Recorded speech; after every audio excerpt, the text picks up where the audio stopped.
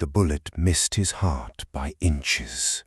Jun-Ho Park pressed his back against the rooftop wall, blood soaking through his custom Italian suit, eyes calm, too calm for a man who should be dead. The wind howled across the Seoul skyline, carrying with it the distant wail of sirens that would arrive too late, as they always did in his world. "Still sloppy," he muttered, his breathing steady despite the copper taste flooding his mouth. His phone vibrated against his ribs. The screen illuminated his face in the darkness, casting shadows that made him look older than his 47 years. The message was simple, brutal in its brevity. 72 hours. She's the price. Jun-Ho's jaw tightened, not with fear. He'd forgotten that emotion decades ago. This was recognition, the kind that comes when the past finally catches up, when the ghosts you've been running from learn to sprint. There was only one she he had spent 23 years pretending didn't exist. Across the city, in a neighborhood where people actually smiled at strangers, Zara Kim laughed as she locked the cafe door.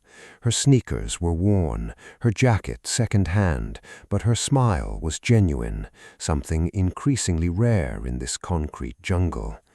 "Tomorrow I quit this place, I swear," she said to her co-worker, not knowing that tomorrow had just been cancelled, not knowing her life had just been auctioned to the highest bidder in an underworld she didn't know existed. Back on the rooftop, Jun-Ho slowly stood, ignoring the pain that screamed through his abdomen.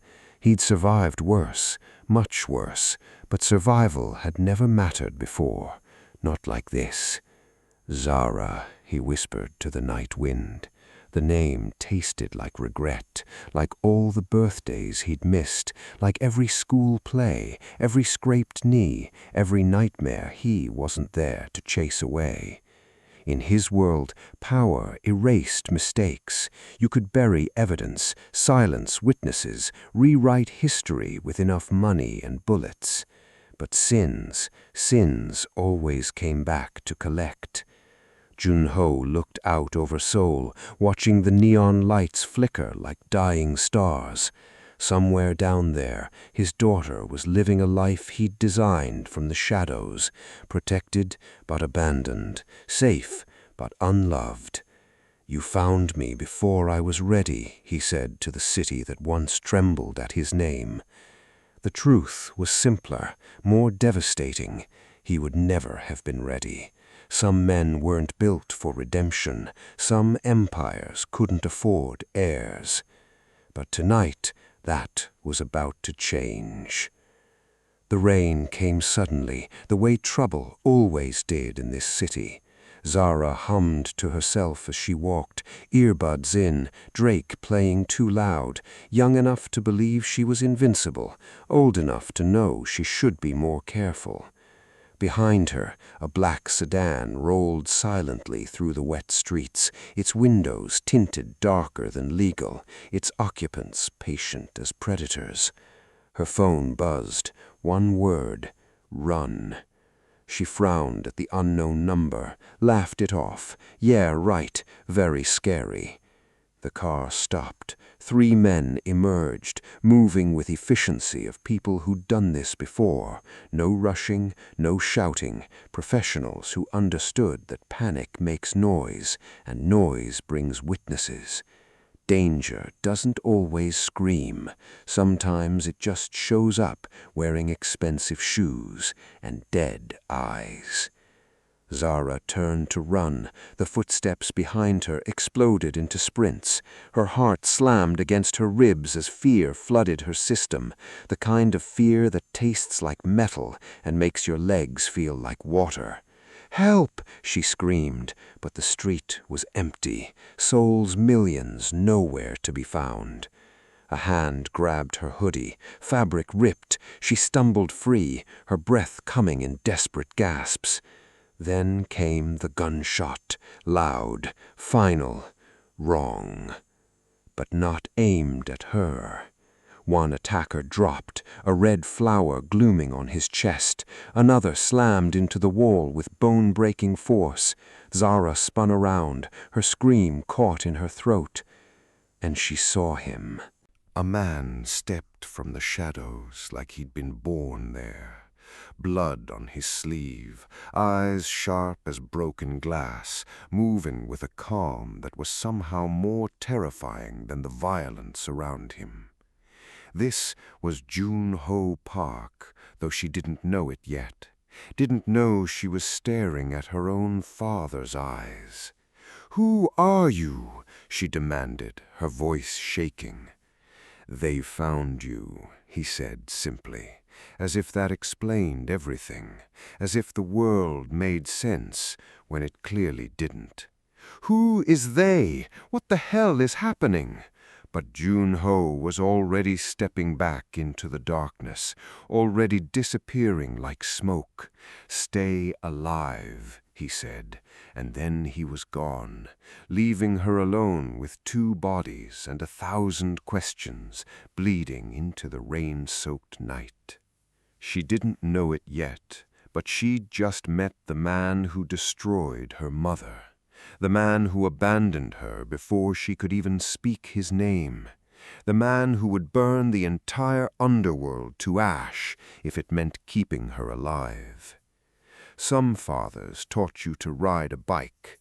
Hers was about to teach her how to survive a war. The safe clicked open with mechanical precision. Jun-Ho stood alone in his penthouse apartment, with a city sprawled beneath him like a conquered kingdom. Floor-to-ceiling windows framed Seoul's lights, each one representing a life he'd influenced, a deal he'd brokered, a threat he'd neutralized. But tonight, none of it mattered. He opened the file with trembling hands, hands that had killed 37 men without shaking once. The DNA report stared back at him. 99.8% match. Conclusive, irrefutable, scientific proof of what his heart had always known. "So it's true," he whispered to the empty room. The memories came flooding back.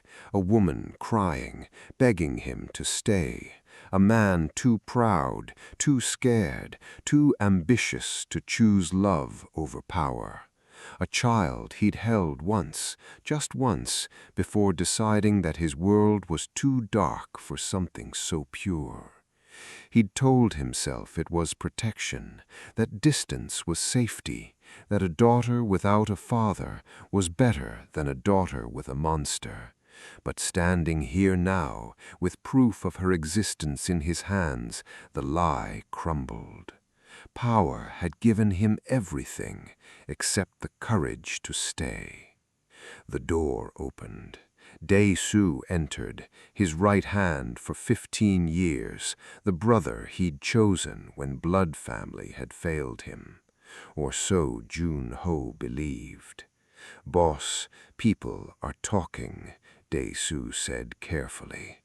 Jun-Ho closed the file. "How many know?" Dae-soo hesitated, and in that hesitation, Jun-Ho should have seen it, should have recognized the calculation behind his lieutenant's eyes. Enough. The silence stretched between them, heavy with implications. Jun-Ho looked up slowly, his mind already running scenarios, already counting enemies, already preparing for the war that was no longer coming. It had arrived. "Then we're already at war," he said quietly. Dae-soo bowed, the picture of loyalty, but his eyes lingered on the file just a moment too long, and in that moment, hidden behind years of manufactured trust, the traitor smiled. The knock came at midnight. Zara gripped a kitchen knife, her hands steadier than she expected. The attack earlier had stripped away her illusions. She wasn't safe. She'd never been safe. The door opened. Jun-ho stood there, looking less like an action movie hero and more like a tired man carrying too much weight. "You again?" she said, the knife still raised. "I'm here to help." She laughed, but there was no humor in it. People who help don't disappear after saving you. They stick around, answer questions, call the police like normal human beings. Jun-ho swallowed hard. Normal. He'd forgotten what that word meant. Someone thinks you know something about your mother. That landed hard. Zara's grip on the knife tightened. What about her? She was braver than she knew. He said carefully, a half-truth, the safest kind of lie. Better than telling her the full story, that her mother had loved a monster, that she died alone because that monster chose power over presence, that every day of Zara's life had been shaped by an absence she couldn't name. He wasn't lying to save himself. He was lying to buy her time.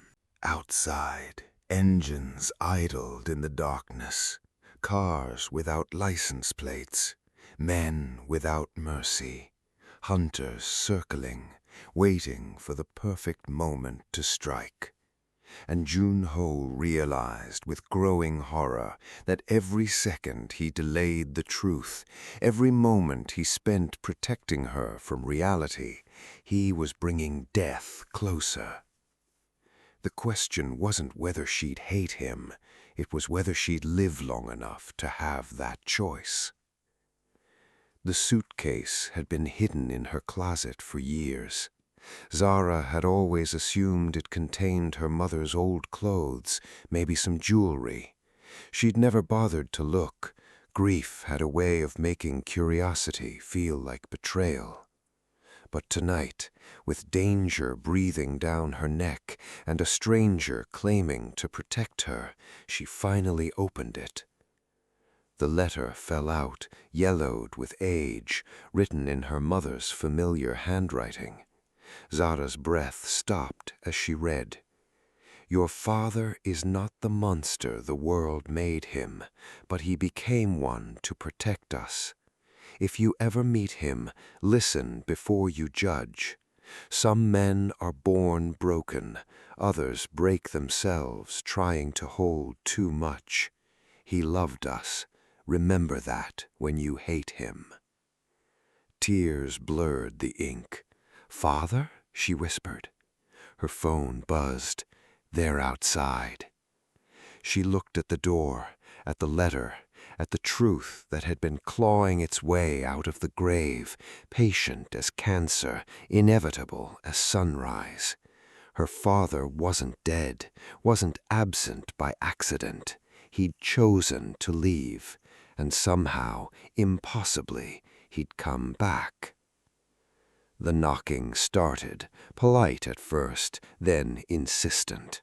Zara grabbed the letter, her heart hammering. Some secrets don't stay buried. They knock, and they bring guns. Dae-soo sat comfortably across from Cha Min-jae, leader of the Iron Dragon Syndicate. 2 weeks ago they'd been enemies. Tonight they were partners.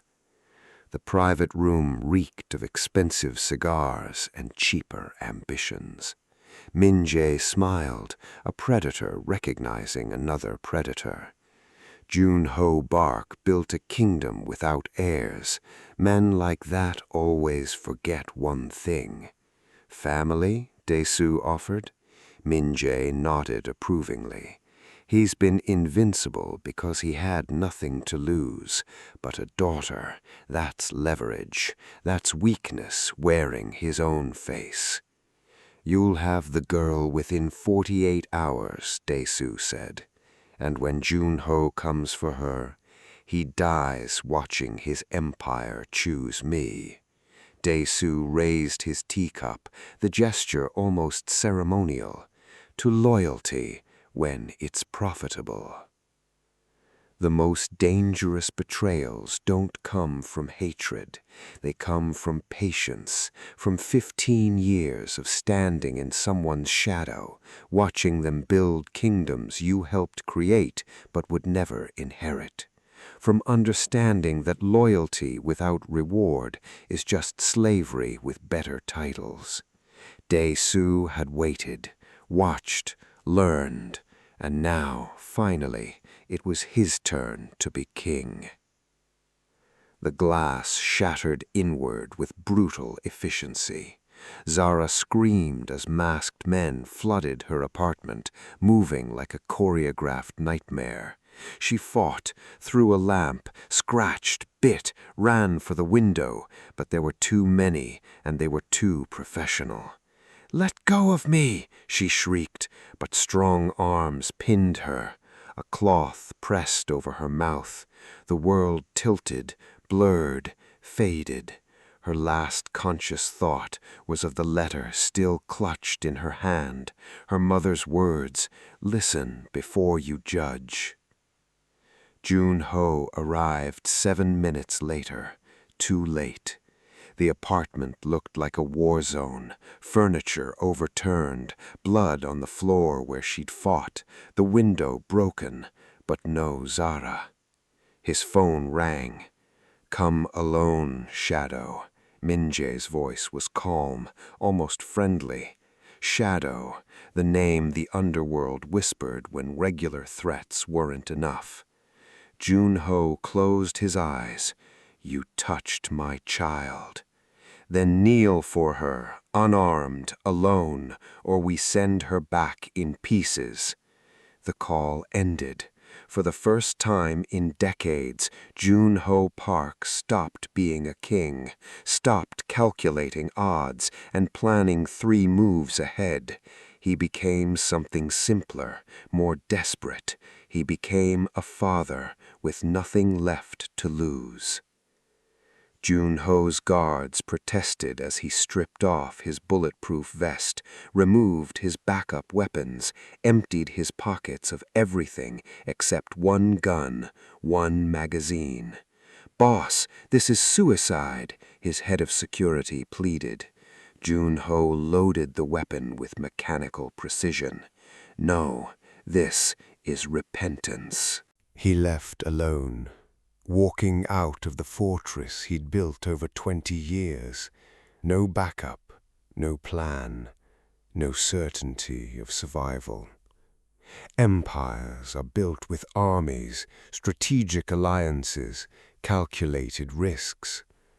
But redemption? Redemption is walked alone, 1 step at a time, knowing each step might be your last. Zara woke tied to a chair in an abandoned warehouse that smelled like rust and old blood. Her head throbbed where they'd hit her. In the distance, she heard gunfire, screaming, bodies falling with wet, final sounds. Then silence. The kind that feels like held breath. Jun-ho staggered into view, bleeding from multiple wounds, limping but still standing, still coming.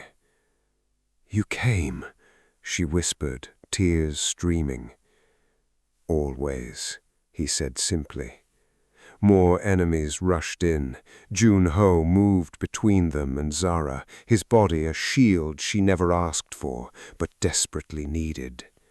A bullet tore into his shoulder. He didn't scream, but Zara did. "Stop, please!" And that's when she saw it. Not the Mafia king the world feared, not the monster her mother's letter warned about. Just a man choosing death so she could live.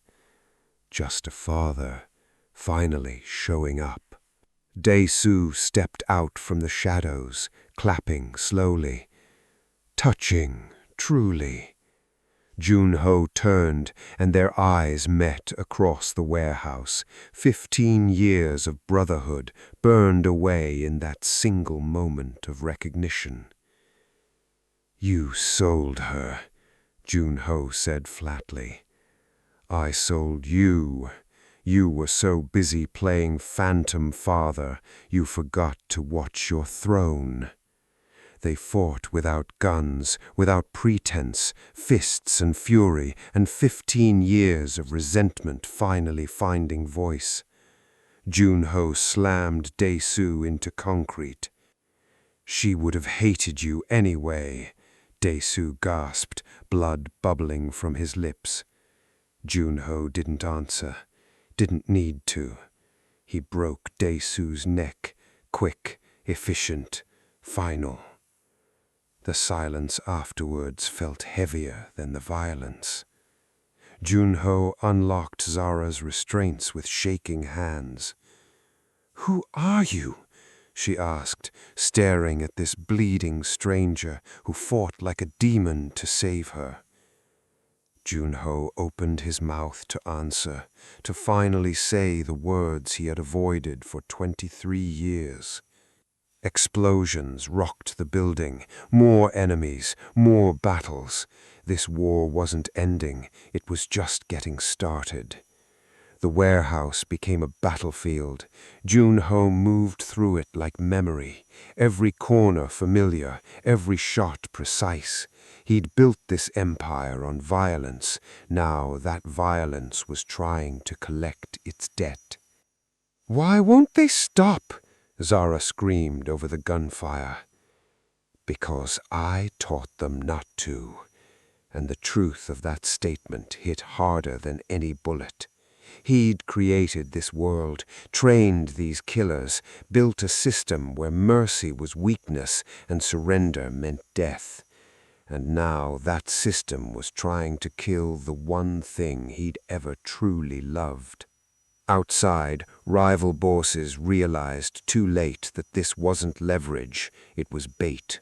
Junho had lured them all here, into this kill zone. The planted charges detonated, and fire swallowed the warehouse's west wing. A sniper's laser dotted Zara's chest. Junho spun, saw it, understood it. Time slowed. He stepped in front of her as the shot fired. The bullet hit him squarely in the chest. He collapsed, and Zara screamed a sound that had no words, only pain. Zara cradled Junho's head in her lap, blood everywhere, too much blood. "Stay with me, please don't die."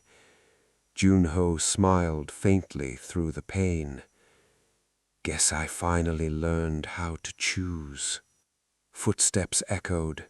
Cha Min-jae approached, gun raised, savoring his victory. "All this for a girl who doesn't even want you."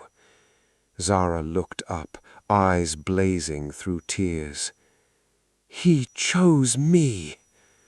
Junho's hand shot out, grabbed Min-jae's ankle, pulled him down. One final shot. Min-jae dropped. Silence fell like snow. The war was over. Not with victory cheers, but with a father bleeding in his daughter's arms. "Don't you dare leave me now," Zara sobbed. Junho's eyes fluttered. "Never again," he whispered, and the world went black. Junho awoke in a hidden clinic, Zara sitting beside him with red-rimmed eyes. "You don't get to disappear again," she said firmly. "I won't lie any more," he promised, and then told her everything. About her mother, about the choice that broke them, about 23 years of cowardice dressed as protection. "I thought leaving would keep you alive," he said, voice cracking. When he finished, Zara sat in silence. "My whole life I thought no one chose me." Tears fell freely now. "You chose too late." Junho nodded. "I know." She stood, walked to the door. Junho closed his eyes, ready to lose her again, ready to accept the punishment he deserved. Zara stopped at the door. "Forgiveness doesn't erase what you did." Junho didn't look up, couldn't bear to. "But I saw you die for me." She turned back, placed her hand over his. "So don't waste it." He looked up, shattered and relieved and terrified all at once. "What do you want from me?" Zara met his eyes. "Leave this life." The words hit harder than any bullet. She wasn't asking for money or protection or explanations. She was asking him to change, to become someone new, to walk away from the only identity he'd known for 30 years. Junho nodded slowly. "Then the empire dies tonight." Junho gave orders, not to kill, but to dismantle. Bank accounts emptied, property sold, names erased from records. His lieutenants scattered like roaches when the light hits. Rival leaders fled the power vacuum, too busy fighting each other to notice the king had abdicated. A kingdom collapsed because a daughter asked her father to walk away. Junho watched Seoul from his balcony once lastly. "I ruled this city with fear." Zara stepped beside him. "Then let it forget you." He smiled, genuinely smiled for the first time in decades. But behind them, a phone vibrated. Unknown number. One final threat remained, and it wasn't finished yet. Junho stared at the phone, already knowing who it was. "Min Jae is dead." The voice was filtered, calm. "So was I, once." Zara's eyes narrowed. "Who is that?" Junho turned away. "The last mistake I never corrected.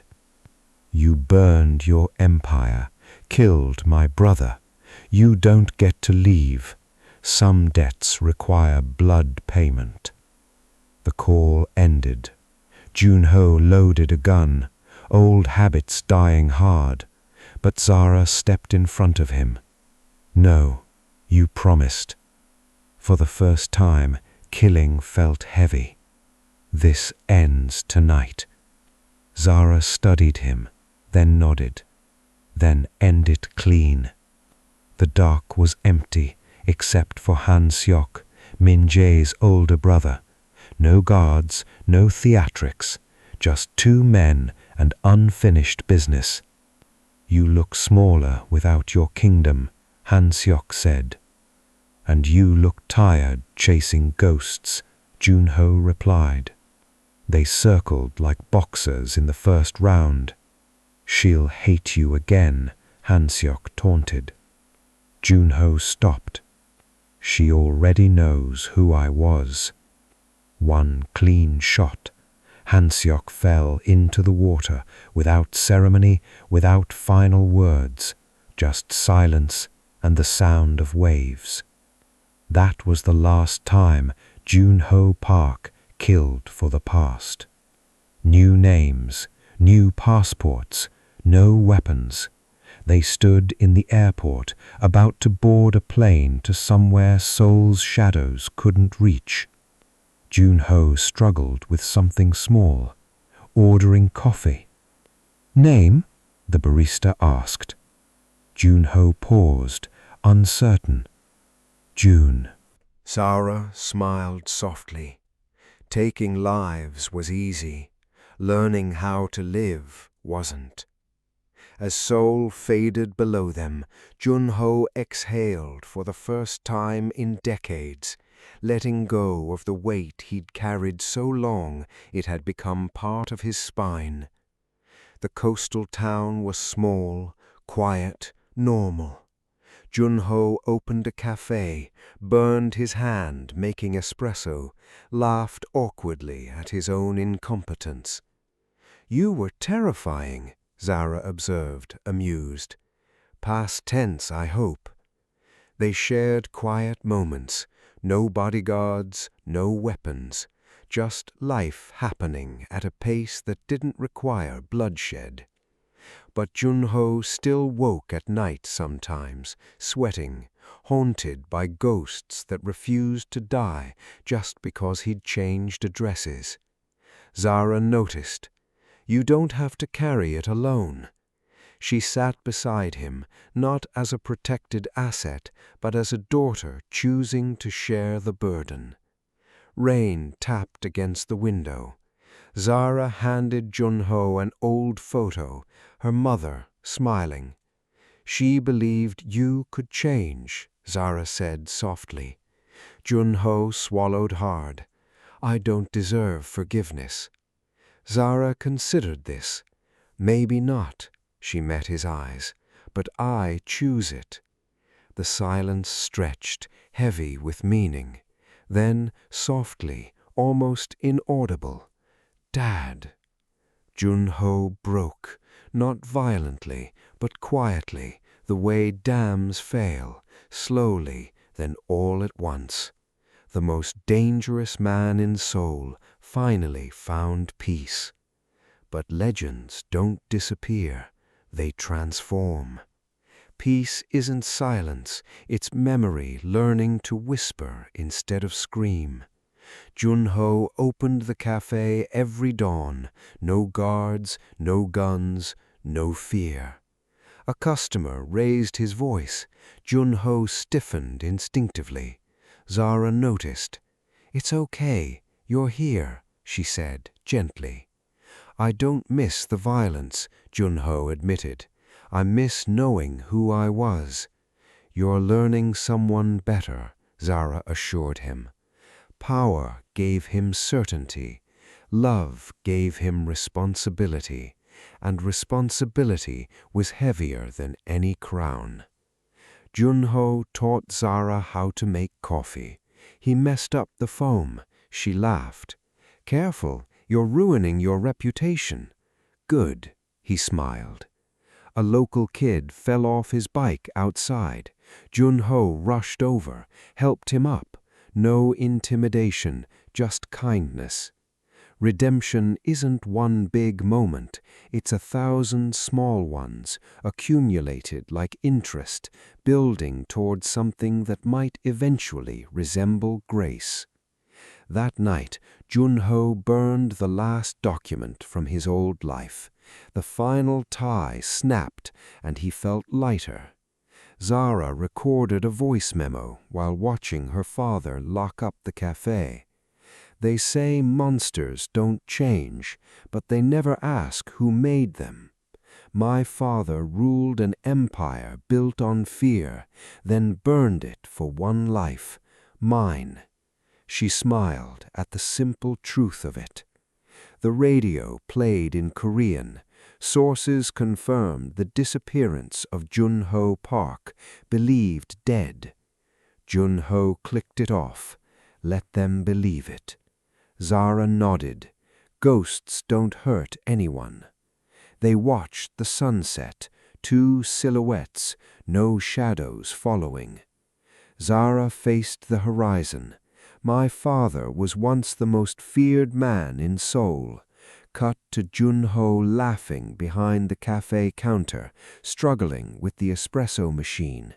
But fear isn't power. Choosing love is. Junho joined her outside. They stood side by side, watching waves crash against rocks, eternal and indifferent to human drama. "We're free," Zara said softly. "Yes, we are." The Mafia's greatest sin wasn't violence, it was abandonment. And redemption began the moment a father came back, not for power, not for legacy, but for the daughter he never knew, who chose to know him anyway. Some stories end with victory, others with death. This one ended with something rarer, a second chance, earned through blood and pain, and the simple, impossible choice to become someone better than the man you were. The sun set over their quiet town. Somewhere, Seoul continued without them, and that was fine. Some legends deserve to fade, some monsters earn their rest, and some daughters save their fathers by asking them to save themselves first.